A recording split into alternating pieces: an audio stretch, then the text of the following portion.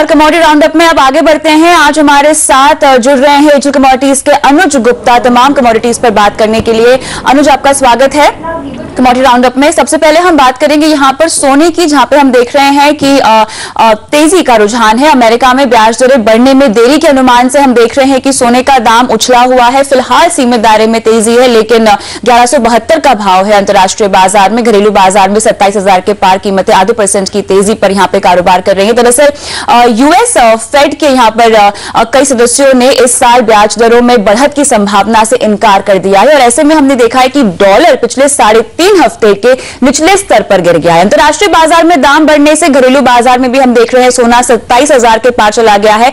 वहीं अगर चांदी का भी एक चेक ले लें तो ये 37,000 रुपए के ऊपर कारोबार कर रही है।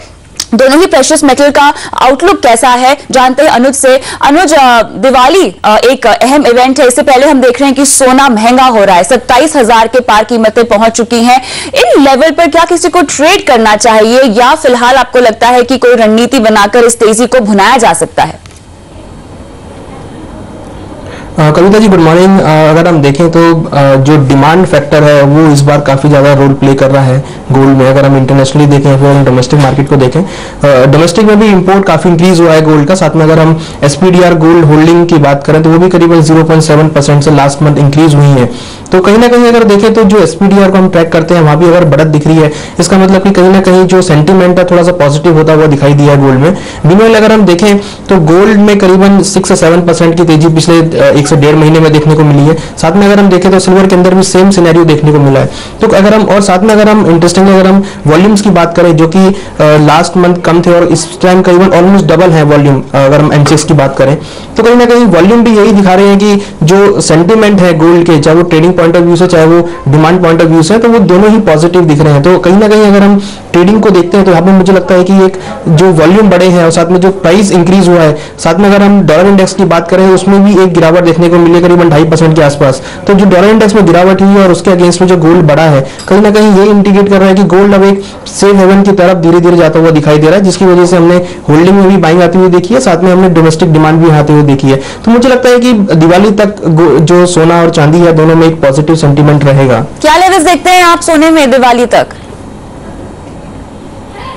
देखिए करीबन अभी जो प्राइस चल रहा है करीबन 27,150 के आसपास चल रहा है रेट। मुझे लगता है कि करीबन अगर हम लेवल की बात करें तो करीबन 27,800 से लेकर 27,900 मींस 28,000 तक के रेंज में प्राइस देखने को मिल सकते हैं। कॉमेक्स की अगर बात करें तो प्राइस करीबन $1173 के आसपास चल रहे हैं। मुझे लगता है कि 1200 से लेकर 1210-20 के आसपास प्राइस कहीं ना कहीं देखने को मिल सकते हैं। और साथ में अगर हम देखें तो इंडियन रुपीज भी यहाँ डेप्रिशिएट होता हुआ दिखाई दे सकता है। तो हो सकता है कि प्राइस डोमेस्टिकली करीबन 28,000 तक दिवाली तक देखने को मिला। बिल्कुल, रुपए की कमजोरी का फायदा तो हम इन कमोडिटीज पर आते हुए देखेंगे ही, लेकिन आज यूएस में रिटेल सेल्स के आंकड़े भी आने वाले हैं। ऐसे में पोजिशनल कॉल अगर किसी को लेनी हो या दिवाली तक का किसी का नजरिया हो तो क्या करंट लेवल पे खरीदारी की रणनीति बनाई जा सकती है सोने में?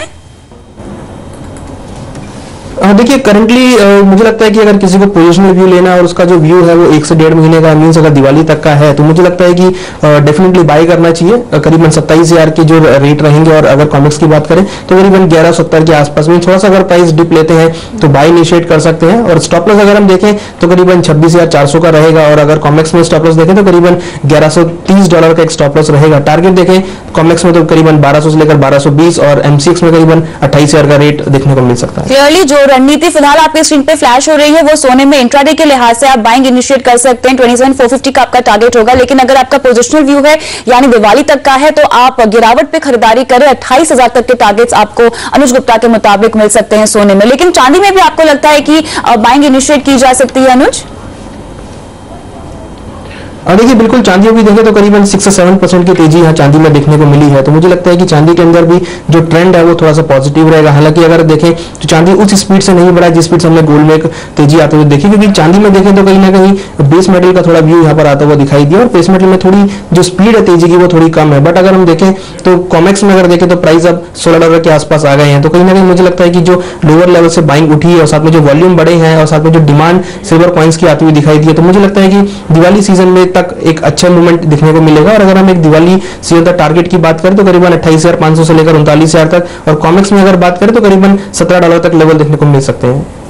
चलिए, तो यहाँ पर भी खरीदारी की रणनीति आती हुई, लेकिन अगर हम रुपए को, जैसे कि आपने कहा कि कमजोरी का रुझान दिखाई दे रहा है और डॉलर से हालांकि काफी हद तक सपोर्ट मिल रहा है, क्या लगता है आपको कोई रणनीति रुपए के लिए बनाई जा सकती है फिलहाल?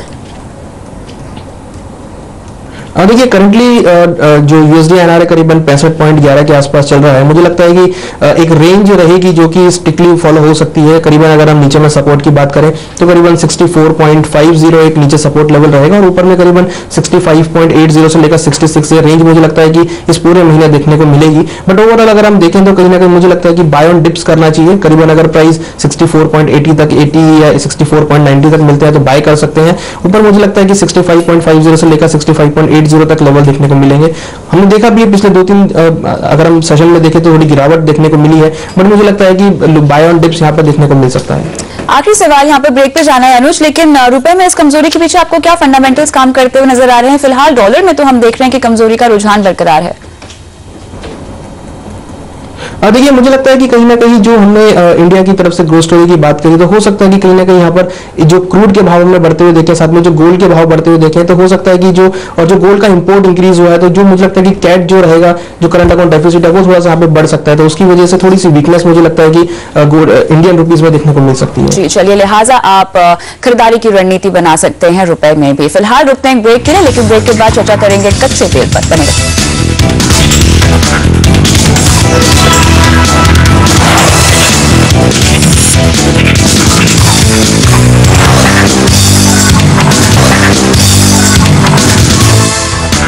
अब बात करते हैं कच्चे तेल की, जहां पे हम देख रहे हैं घरेलू बाजार में कच्चे तेल में भारी गिरावट आती हुई दिखाई दे रही है। हालांकि अंतर्राष्ट्रीय बाजार में कल की गिरावट के बाद कुछ संभलता हुआ दिखाई दे रहा है। क्रूड काफी सुस्ती के साथ हालांकि हरे निशान पे कारोबार हो रहा है अंतर्राष्ट्रीय बाजार में। घरेलू बाजार में 3051 का भाव और यहाँ पे 1.25% की कमजोरी फिलहाल दिखाई दे रही है। दरअसल इंटरनेशनल एनर्जी एजेंसी ने क्रूड की सप्लाई बढ़ने का अनुमान दिया है और ऐसे में पिछले दिनों की तेजी पर ब्रेक लग गया है। हमारे साथ क्रूड की चाल पर बात करने के लिए अनुज गुप्ता जुड़े हुए हैं। अनुज, हमने देखा कि एक तरफ ओपेक का ये कहना है कि क्रूड की डिमांड बढ़ रही है, दूसरी ओर आईईए की रिपोर्ट में हमने साफ देखा है कि सप्लाई गलत है और डिमांड दरअसल कम है, जिसकी वजह से कीमतें टूटी हैं। लेकिन अब ये गिरावट और कितनी हावी होगी? हमने देखा कि आज फिलहाल सुस्ती के साथ अंतर्राष्ट्रीय बाजार में ट्रेड हो रहा है, लेकिन घरेलू बाजार में कमजोर है रुपया, उसके बावजूद भी हम देख रहे हैं कि गिरावट है।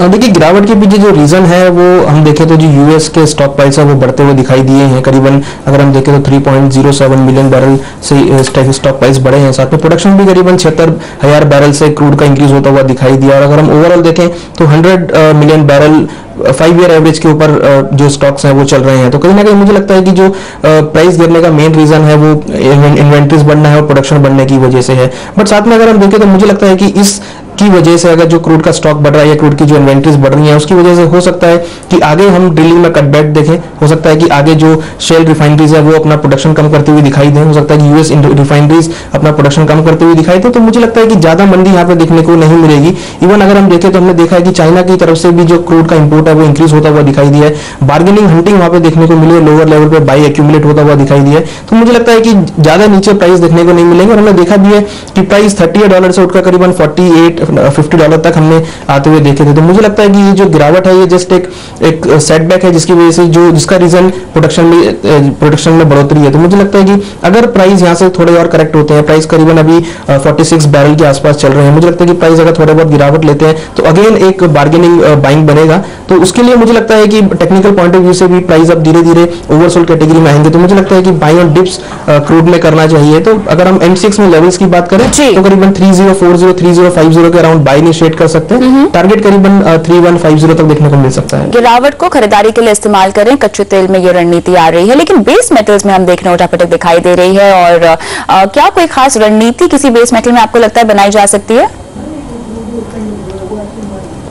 देखिए मुझे लगता है कि कॉपर के अंदर हमने वीक ऑन वीक बेसिस पे देखे तो काफी स्ट्रांग ब्रेकआउट देखने को मिला है। इवन वॉल्यूम्स भी यहाँ पर बढ़ते हुए दिखाई दिए हैं। तो मुझे लगता है कि कॉपर के अंदर बाय इनिशिएट करना चाहिए करीबन 346-45 के आसपास। टारगेट मुझे लगता है कि इंट्राडे या 1 या 2 दिन के अंदर करीबन 352 से 355 का टारगेट देखने को मिलेगा। इन्वेंट्रीज भी एक नेगेटिव ट्रेंड में चल रही है। तो मुझे लगता है कि एक पॉजिटिव ट्रेंड कॉपर में देखने को मिल सकता है।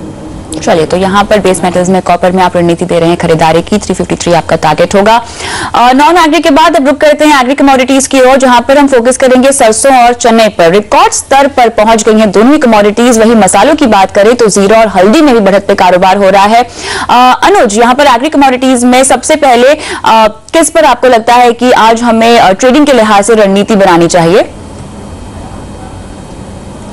देखिए, मुझे लगता है कि एग्री कमोडिटीज में हल्दी के अंदर हमें एक अच्छी अपॉर्चुनिटी देखने को मिल सकती है। इवन स्पाइस पैक ही पूरा पॉजिटिव दिख रहा है। अगर हम हल्दी की बात करें तो मुझे लगता है कि हल्दी के अंदर जो ट्रेंड है वो थोड़ा पॉजिटिव है। हमने देखा था कि हल्दी के जो प्राइसेस हैं पिछले महीने करेक्ट हुए थे हायर लेवल से, बट अब लोअर लेवल से हमने पिछले 2 दिनों में काफी बाउंस बैक आता हुआ देखा है। तो मुझे लगता है कि टर्मरिक के अंदर बाय इनिशिएट करना चाहिए। करंटली जो प्राइस है करीबन 8,300 के आसपास ट्रेड कर रहे हैं। मुझे लगता है कि वीकेंड तक जो प्राइस है करीबन 8,700 से लेकर 8,800 तक देखने को मिल सकते हैं। जो एक्सपोर्ट डिमांड है यहाँ पर निकल कर आई है कहीं ना कहीं, तो मुझे लगता है कि डिमांड फैक्टर यहाँ पे रोल प्ले करेगा और टर्मरिक के अंदर एक तेजी देखने को मिल सकती है। हल्दी में आपको लगता है रणनीति बनाई जा सकती है, साथ ही सरसों और जीरे में कोई खास रणनीति? देखिए, जीरा करीबन अभी 16,840 के आसपास चल रहा है नवंबर कॉन्ट्रैक्ट, और हमने कल देखा था कि काफी एक टेक्निकल ब्रेकआउट यहाँ देखने को मिला था, काफी ज्यादा वॉल्यूम्स यहाँ देखने को मिले थे। तो मुझे लगता है कि जीरे के अंदर एक लोअर लेवल से जो बाइंग आई है वो हो सकता है कि आने वाले दिनों में और एक्यूमुलेट हो सकती है। तो एक फॉलो ऑन बाइंग यहाँ पर और देखने को मिल सकती है। तो मेरा व्यू जीरे में भी पॉजिटिव ही रहेगा। जीरे के अंदर मुझे लगता है कि इस वीकेंड तक करीबन 17,200 17,300 तक के लेवल देखने को मिल सकता है। तो जीरे के अंदर भी जो हमारी रिकमेंडेशन है वो बाय रहेगी। चलिए, तो यहाँ पर हल्दी में खरीदारी की रणनीति और साथ ही जीरे में आपको लगता है कि करंट लेवल्स पर खरीदारी की रणनीति बनाई जा सकती है और लिहाजा 17,100 का टारगेट यहाँ पर आप दे रहे हैं। बहुत बहुत शुक्रिया अनुज, समय निकालकर आज दर्शकों को अपनी राय देने के लिए। फिलहाल रुकते हैं ब्रेक के लिए, ब्रेक के बाद आईटीएल अपडेट लेकर आएंगे।